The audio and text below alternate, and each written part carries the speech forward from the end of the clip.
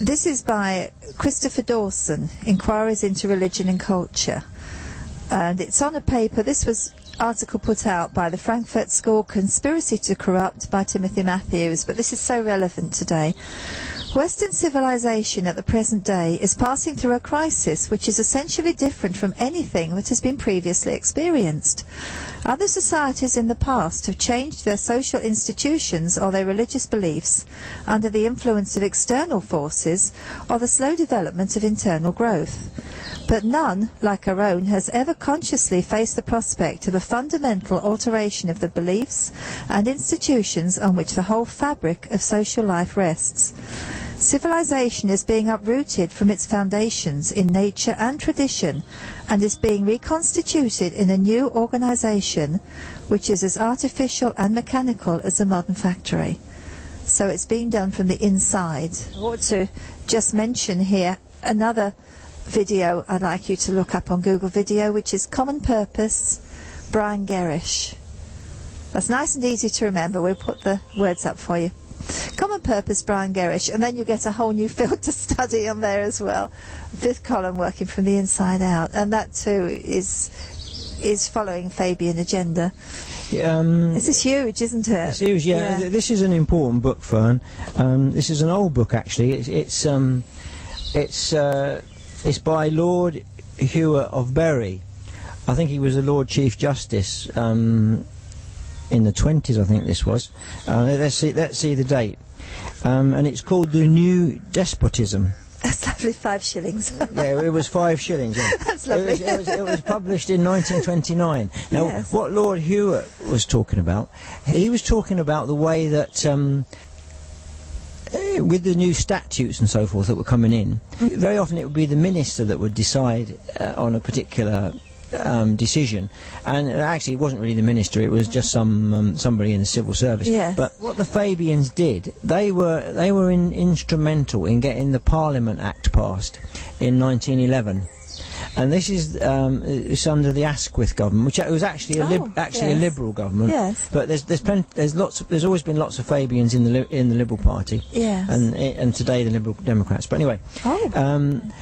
They're in all parties, not just in Labour. I'm sure there's even some Conservative ones.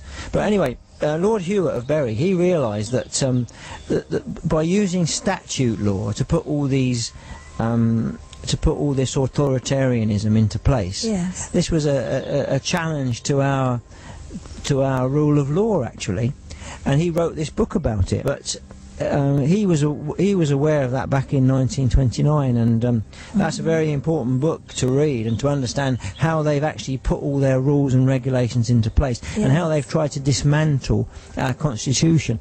And because they had the first attack on the House of Lords then, and they've attacked it regularly since then. I've got a Fabian paper actually about the monarchy, and I looked for it before I came here today and I couldn't find it, but they're always thinking of any way that they can attack the institution of the monarchy in this country. Yes. We've got a constitutional monarch now. They did this Fabian paper. I think it must have been about 10 or 15 years ago. One of the gentlemen that's involved in it is Professor Stephen Hassler, who's a very well-known opponent of the monarchy in this country.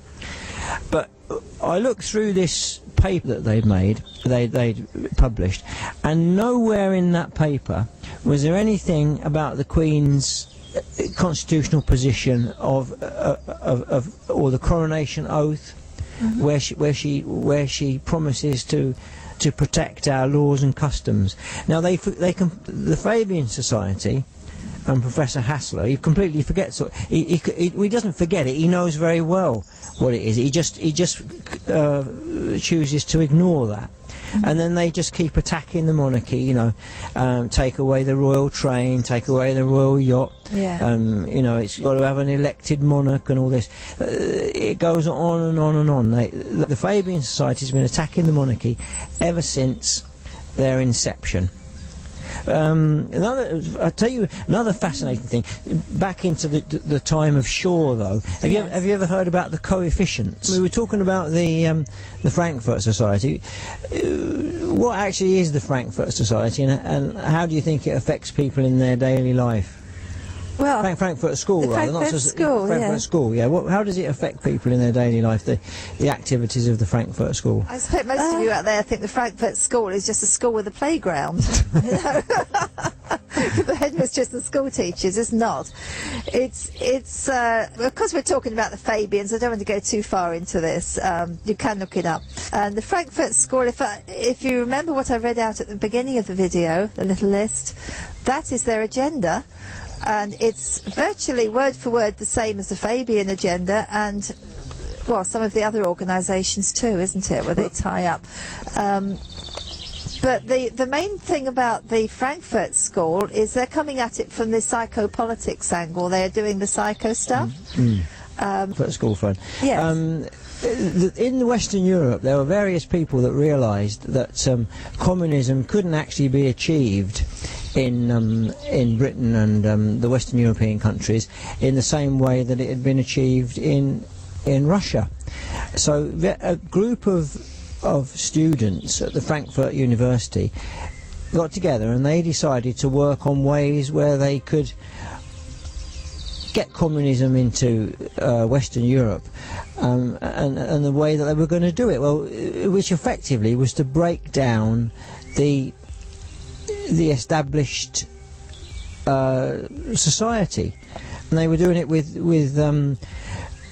in psychological means, neuro-linguistic programming, stuff like that, and it's about the promotion of communism, which is the same as the Fabian Society, same aim. Talking about how it affects us in our daily lives, it does has an extreme effect on our daily lives. Everybody knows about political correctness. Everyone makes jokes about it. But at the same time as that, many people are afraid of it. For example, you'll get your own child come back from school, and he or she will say something that's obviously very, very tainted by political correctness. And we get it all the time. We get it you even get it promoted by the police and everything. So, but what actually is it? It's to get you thinking. It's to stop you from thinking freely, and it's a way of putting your mind in a cage, so you can't think freely, and you can't oppose the imposition of communism, or you're less able to do so. It's mind control. That's what it is. Yeah. It's almost as if they're taking away words out of the language we can't say anymore. And when you take a word out of the language, you haven't got a way of describing it, of talking about it to people, so you don't. And it just kind of erodes away, doesn't it? Well, yeah. I mean, it is also another aspect of this is that the manipulation of history. Yeah. For example, Norman Dodds Norman Dodds talks about where they were trying to, people like the Carnegie Endowment and the Rockefeller, they were trying to change the American school books regarding the American history and the American Constitution and so forth. So they actually got a whole raft of young people, young professors and so forth, and they actually sent them over to London to be re-educated so that they could be the new generation of writers of history, but they would write it in a slanted way. So this is about manipulation of manipulation of people. If you don't know your history, you're under a very, very severe disadvantage, because you can't talk about your natural rights and so forth if you don't know your history. And if it's been messed around with, you're very severely disadvantaged, aren't you? This was actually one of the books that Robert's brought. You've seen this one already, but I want to go back onto this one because this was actually from 1942. You can see sixpence on there. Regional government. So this is not a new idea brought about by Prescott's Office of Deputy Prime Minister at all. And it's not a new idea brought about by the European Union. So exactly what is it?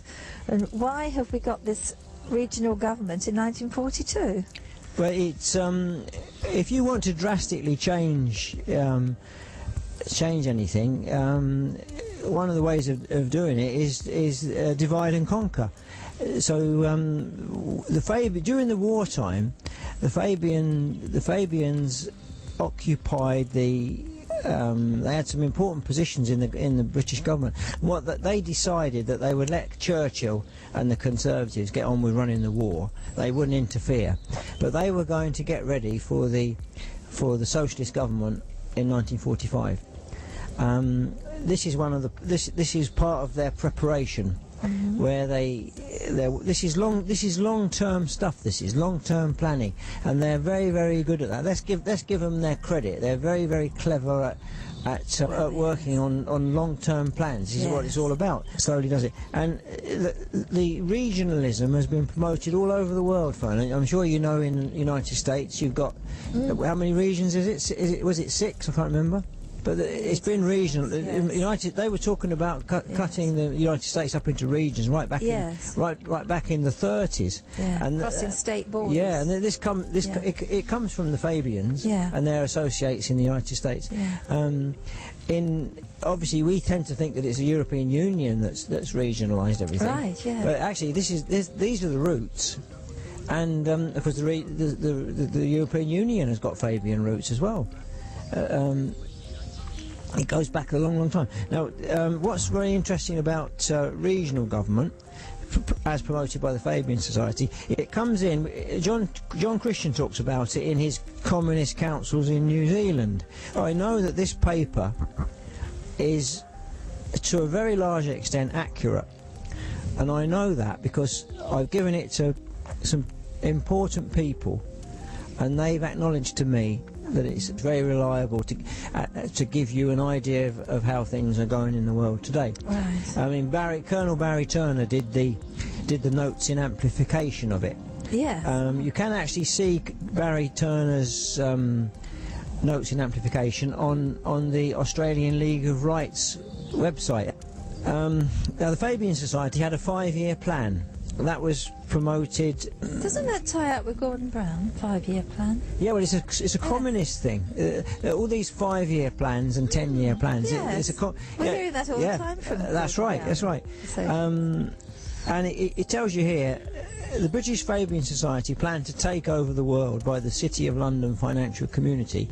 Was first published in a book called All These Things. All These Things, by a New Zealand author and journalist, A.N. Field. The book was first published in 1936 by Omni Publications in the United States, and it was censored in New Zealand. The document, called Freedom and Planning, was secretly circulated in 1932 by the inner councils of the members of the Political Economic Plan, otherwise known as PEP in London. That's a Fabian organisation. PEP, Political and Economic Plan. Yes. The then chairman of the organisation was a City of London Jew, Israel Moses Seif, who was the reputed author of the plan. The headquarters of PEP were at 16 Queen Anne's Gate, London. Mr. Seif was also chairman and financier of Marks and Spencer's chain stores, and he was vice president of the British Zionist Society. Centred around the City of London Jewellery's international financiers in the Bank of England subsidiary, called the Bankers Industrial Development Company, the essence of the document Freedom and Planning was, and still is, to gradually Sovietise the world based on their 5-year plan, inaugurated in Moscow in 1927-28 in the Soviet Union. Basically, the plan involved the subtle transfer of the entire productive capacity of each country throughout the world into a series of great state-owned departments, which would then be corporatised, then privatised, a City of London corporation, international banks and corporations which they control. Individual property ownership would be severely restricted, with most of the land, sea, fisheries, rivers, lakes, ports, railways, communications, media, roads, electricity, energy, food, water, waste management, housing, farms, commercial property, schools, hospitals, police, social welfare, inland revenue, etc., transferred into statutory corporations. That sounds like the Sustainable Development It Service. does, doesn't it? Yes. Companies or land trusts, which indirectly would be owned by City of London banks. The peasants, they would still be allowed to own their own clothes and small assets like furniture, cars and boats. Toys. But the main assets of each country would be owned by their multinational corporations and banks. Wow. In essence, the City of London Corporation would become the One World Earth Corporation and would privately own the world. Similar to the experiment carried out in the USSR, the whole world would eventually be transferred into a communist United Nations World Soviet Socialist Republic, where each country would be regionalised and ruled through regional councils, through a United Nations dictatorship called a Parliamentary Assembly, which would just be another name for a Soviet Central Committee, and all independent, sovereign national governments would be totally abolished. So you see that ties in, Fern, with this regional government. It does, doesn't it? You Yes. see. Yes. 1942. 1942. They were talking about that, 1942. yeah, that's right.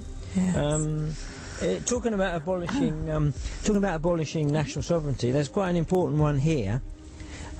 This is a quotation from Arnold Toynbee. Arnold Toynbee was a Fabian, and he was co-originator of the Royal Institute of International Affairs. Ah. Well, that's Chatham House.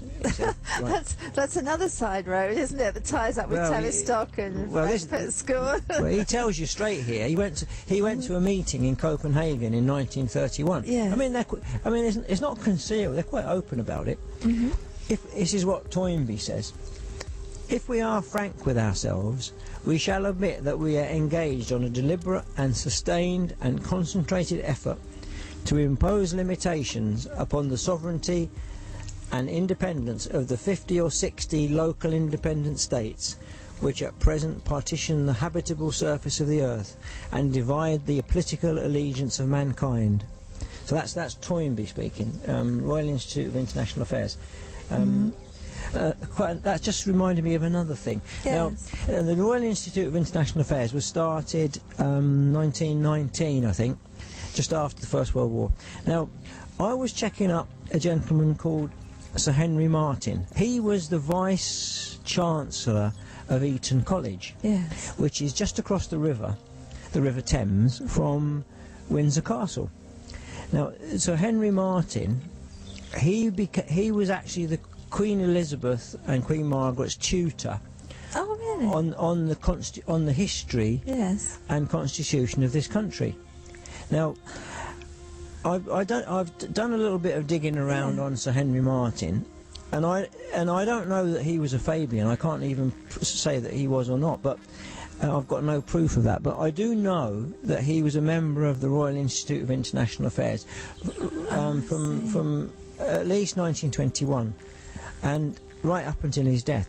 And I also do know that there's a considerable overlap between the membership of Chatham House, which is Royal Institute of International Affairs, and the Fabian Society. There's quite an overlap there. Right. So there's a good.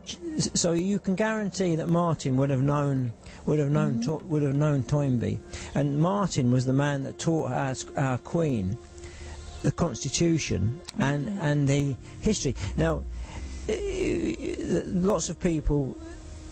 Lots of campaigners concerned about our Queen. They say, well, she made the promise in 1952 to safeguard our laws and customs, and plainly she hasn't done it, because she's signed all the European Union treaties. Yes.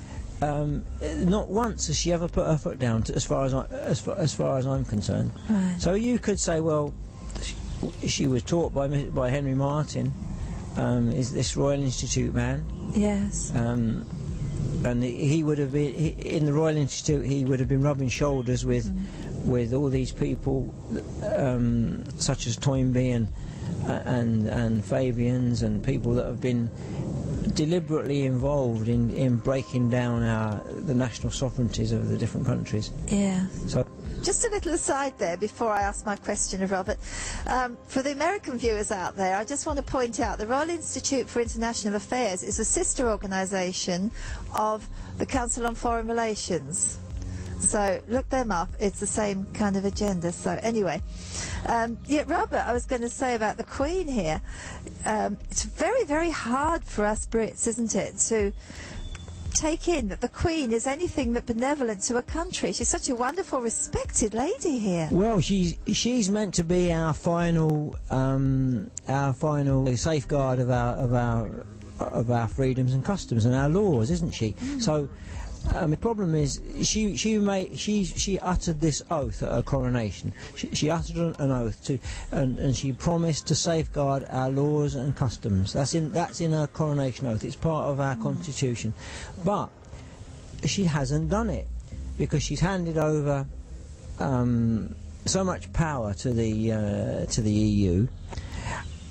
But they do it in a very crafty way. They say, "Oh no, the British Parliament still has the final say," and it's true. Actually, we can repeal the Treaty of Rome in 24 hours. It's true, but I think many British people are very disappointed that the Queen doesn't actually exercise her power, or she doesn't seem to be executing her power or obligation to safeguard our laws and customs. She doesn't seem to have done that at all. It has been done, hasn't it? Quite recent. I think Queen Anne did, and one of the Georges quite recently refused to sign an act. It was a bit of a constitutional crisis, but it can be done. It can be done, yeah. But the Fabians deny that. They always deny. That's part of their thing. They say that the monarch never sends back a bill and never refuses to sign a bill. But that's not true, because several monarchs have done it. Yeah. And I think it was King Edward in the early 20th century. I think he sent one back. Oh right. Yeah, but it has been done. But the Fabians put it about that it's never been done. You see. Yeah. But they need to actually take down our monarchy to fully put their agenda into practice, and they've been chipping away at it for a long time. It's becoming really obvious now. As I said, they're trying to break down all our traditions and all our establishments, established institutions that make us who we are, and they're turning the law system. We don't respect that anymore. We don't respect the police anymore. Even the good old fire service, our lovely old firemen, the British Bobby, and all the way they're knocking on about the Queen and the royal family, and when that goes, and now it's Parliament. We all know right now, this minute, they're absolutely attacking the MPs. They are. I mean, okay, they've done something wrong, it's come to light, but nonetheless, it's just pulling away from the inside everything that makes us who we are. And in a way, the Queen is the last bastion of our sovereignty, isn't she? Well, she actually, the way that our constitution is worked out, yes, the Queen is the guardian of our liberty. Yeah. Also, obviously, the Queen wrote on the Bible. Now, the thing is, you see, that the Fabians and the communists, they abhor the idea of God, because they can't actually put their plan into place when there's God there, it's him that's provided you your freedoms. Yes. But they want to turn that on its head. Everything that you've got, as George Bernard Shaw says, we will provide you with everything. We'll give you a house, a job, clothes. But if you don't actually prove yourself worthy of all these things we're going to give you, we might give you the friendly gas or something, I think he called it, just knock you off, you know. But because they want to usurp the power of, they want to usurp God, and that is really the thing that's motivated me probably more than anything else, Fern. Well, they're attacking the Christian churches. I can't bear the idea that these people set themselves up as the ultimate authority. I cannot bear it, and that's why I thought it'd be a good thing to come over here today and talk about it. That's brilliant. Yeah. You know, we've got so many people in this country who know a lot of things like this, but what we're trying to do is connect all the dots for you and give you a big picture. You know, Robert's got so much knowledge at his fingertips, and more books. What have we got here? Well, we got some other. This is a big one. This is a big important book. This is by Rose L. Martin, Fabian Freeway. It's published in America, in Chicago, 1966. That gives you so much information about the start of the Fabian Society. Obviously right up to 1966.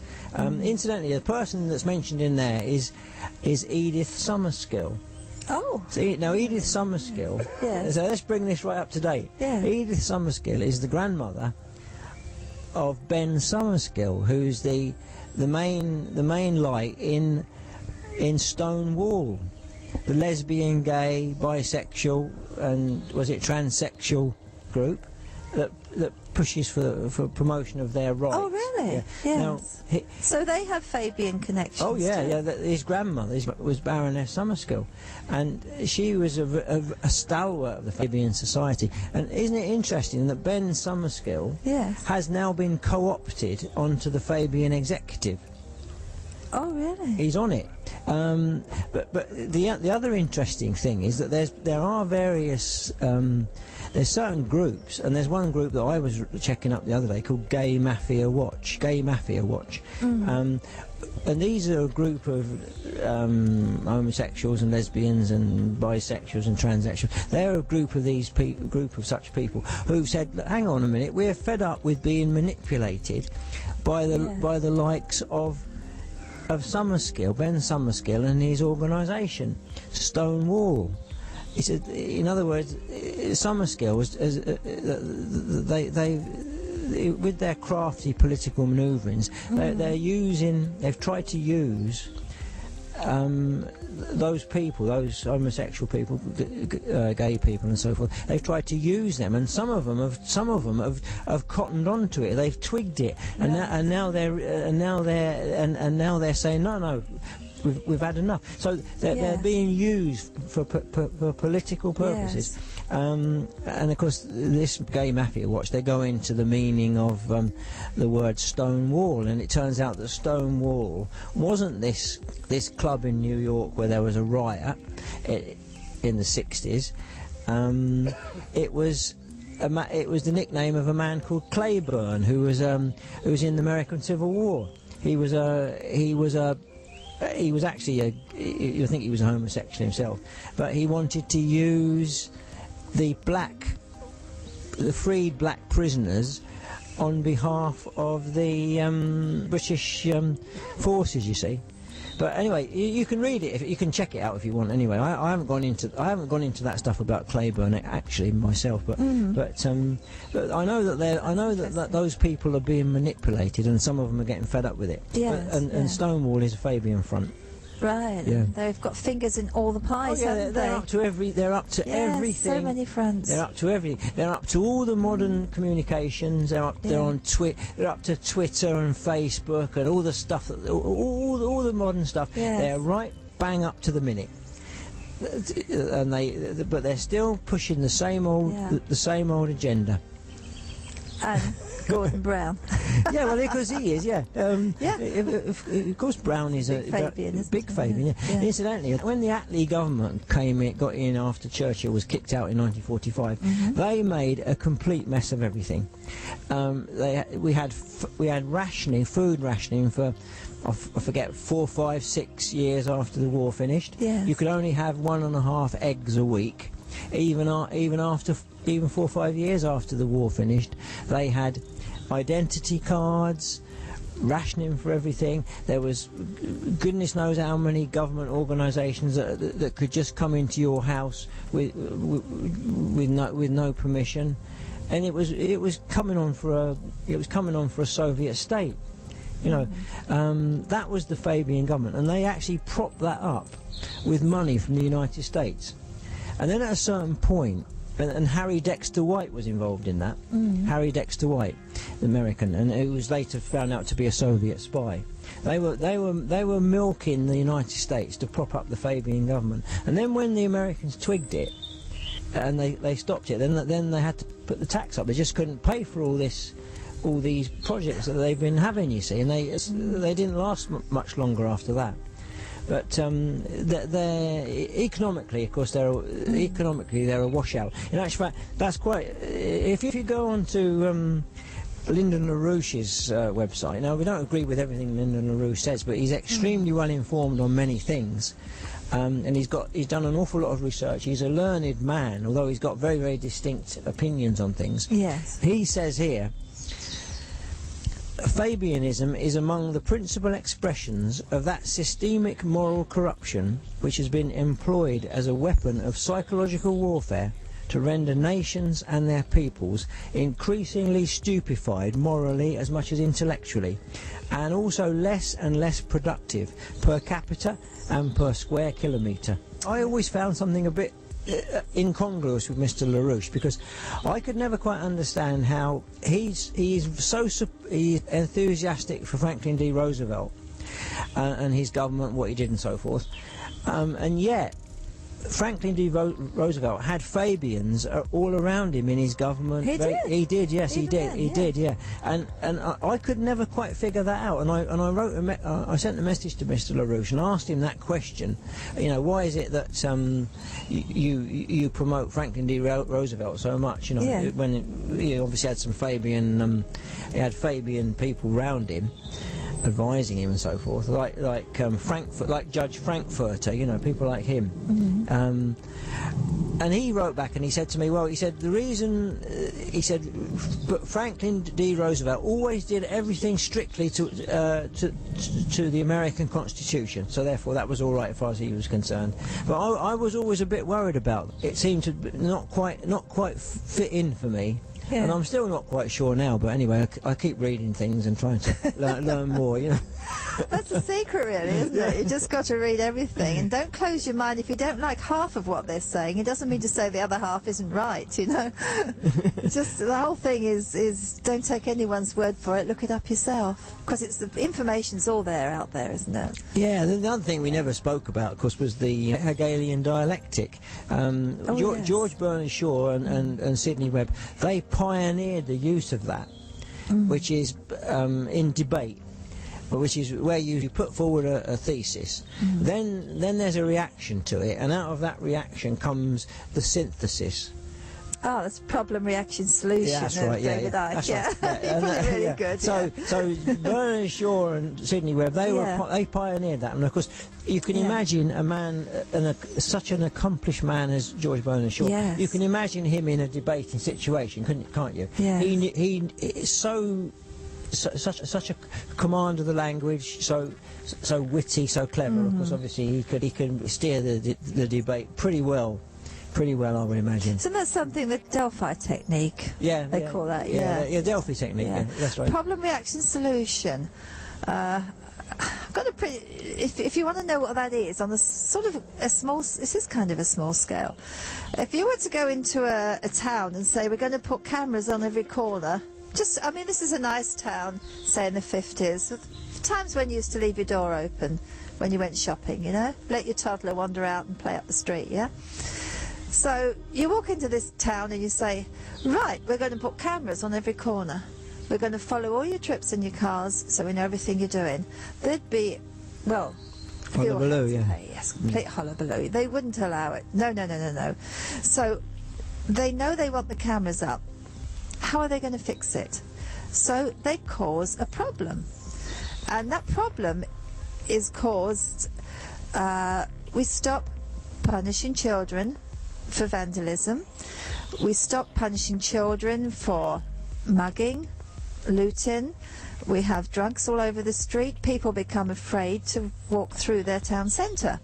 Then they come up with an idea. Tell you what, let's put some cameras up in the city centre and we'll film everything that's going on and we'll protect you. More control. Yeah, you'll feel great because you'll feel safe then, and we can see, and everyone will say yes please, and now they're asking, please will you put cameras up? Job done. Problem, reaction of the people, and their solution pops in. And that's kind of a small scale. This is an enormous big scale operation too. It goes from the smallest decisions right up to the big Well, ones. the war is a classic Hegelian situation, isn't it? Yeah. You scare everybody with the war on terror, then there's got to be a reaction and a synthesis, which is more and more control and more loss of freedom. Yes. And the interesting thing is, that I was reading the other day that the BBC said that they admitted that there was no such thing as Al Qaeda anyway. Yeah, that's right. Yeah. But nothing's going to be done about it, we know. Anyway, we're not really diversing away from Bernard Shaw and the Fabians, because they're at the root of all this stuff, aren't they? They've got their fingers into every little part of this. You know, you go digging back far enough and there they are. You've got 6,000 members in UK approximately. Yeah. Which of course is a tiny amount, and out of those 6,000, it'll only be a tiny inner core that are manipulating things. Yes, The inner core, yes. you see. So really, they're a tiny handful of people that have had enormous effect. And the clever thing, one of the clever things they do, they always keep a low profile. That way, they don't get into any sort of big public controversy and so forth. They're always under people's radar, but at the same time as that, they're working. We didn't mention the classic way that they work, which was set up, which is permeation and infiltration. Permeation and infiltration. Now, incidentally, infiltration, that would have been carried out by the Fabian women before women had a big part in politics and so forth. They would be talking to influential people in the drawing rooms and influencing them and all this. Infiltration, getting into every type of organisation and influencing it from within. It don't matter what it is, Conservative Party, that would be women's organisations, anything you like, Women's Institute, family planning stuff, anything. The other thing is permeation is also today is known as consensus. It's the same thing. So whenever you see the word consensus, we're seeking a consensus on this. That's the Fabian way. Got to get a consensus, because you can always get a consensus on something. I mean, if I'm your utter enemy, and I can't stand you or anything to do with you, there's always some little thing where I can make common cause with you. Yes. Something, you know. Yes. Even if we say, well, the road that runs from your country to mine, yes, we've got to have a joint committee to look after it. Yeah, all right. We'll make common cause on that. Yeah. So they always find some little thing to make common cause on. Obviously, the environment is a big thing. Oh yes. So that's a perfect thing for them to Yes, that's right, to do it, you see. Yeah, and that's pulled a lot of other groups in together, all working with them, hasn't it? Yeah, absolutely. Yes. Absolutely. This is something I'd like you to see now. the inside cover of this book, the Fabian window. And we have to remember for a minute, Gordon Brown recently coming out, and he's talking about the New World Order. It's a sort of a buzzword these days. Well, here it is, the New World Order. So I'm just going to ask Robert to tell us quickly what this one's about, and then he's going to sum up for us what we've been talking about today, and I hope we can send you off with some really good information to go and investigate for yourselves. Thank you, Robert. Yeah, this is written by Dennis Cuddy, PhD. He was in the United States Education Service for many years. He knows the way that education was managed and manipulated in the United States, going right back to the time of John Dewey. In that booklet, he gives you a history of socialism. But he goes back much before that. He goes back to French Revolution, and he goes back to Saint Simon, who is an important figure in the 19th century, and takes it really from an American angle, which is important. Obviously it's important because he is an American, but it's a jolly interesting and very informative book, that one. And Dennis Cuddy, he goes on to Radio Liberty in California very frequently. That's www.radioliberty.com, and he's frequently being interviewed on Radio Liberty with Dr. Stan. He's on the American website as well, News with Views. I expect you've seen that one, Fern, haven't you? News with Views. Yeah, we can get all these, go on the internet for the radio station too, can't we? Yeah. He's a very knowledgeable man, Dennis Cuddy. Yeah. So it's important to read some of the things that he puts up. Right. I think that I think it's appalling, actually, that a tiny group of people who know how to manipulate the masses have had so much influence over the last 100 years or so. I find it unbearable that they should have been up to all these pranks for all this time, but pranks that have changed everyone's life. And I do think the only way we can try to change things is to educate them, because Fabians always went in for what they called education. It comes into their literature so much education, but what they consider to be education and research is their other word. But you can guarantee whenever you see Fabian education and Fabian research, it's always twisted to fit in with their aims. And what we can do is to learn about what they've been up to, and be very conscious of it, and tell other people about it, because they've had it their own way for too long.